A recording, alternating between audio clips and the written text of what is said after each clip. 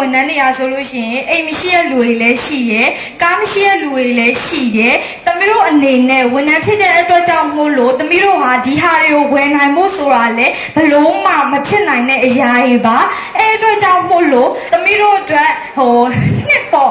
ဥပမာ10နှစ်ပြည့်ရင်ဖြစ်ဖြစ်နှစ်20ဖြစ်ရင်ဖြစ်ပေါ့နော်အဲ့လိုမျိုးနှစ်ကာလတစ်ခုကိုတတ်မှတ်ထားပြီးတော့ဒီဝန်ထမ်းတွေကဒီနှစ်ရောက်လို့ရှိရင်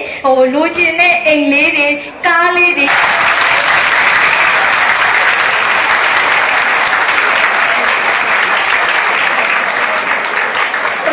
လာစာနေပြီးတော့ပေါ့နော်ဘန်စနစ်နဲ့ဖြစ်ဖြစ်အဲ့လိုမျိုးလာစာဖြတ်ပြီးတော့ installment နဲ့လုပ်ပေးစီချင်ပါတယ်လို့တောင်းဆိုချင်ပါတယ်ရှင်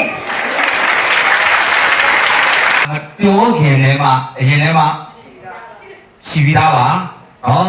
အခုအမြဲတမ်းပြောတဲ့ဒီဝန်ထမ်း600ကျော်900မဖြစ်ခင်ထဲမှာအခုဝန်ထမ်းတွေကိုအိမ်ယာတွေလုပ်ပေးချင်တာအဲ့ဒါကြောင့်မလို့နေခွက်အကျယ်ကြီးတောင်မှအခုရှာနေပါလေလို့သင်ကောင်းပါချင်ပါတယ်ခင်ဗျာ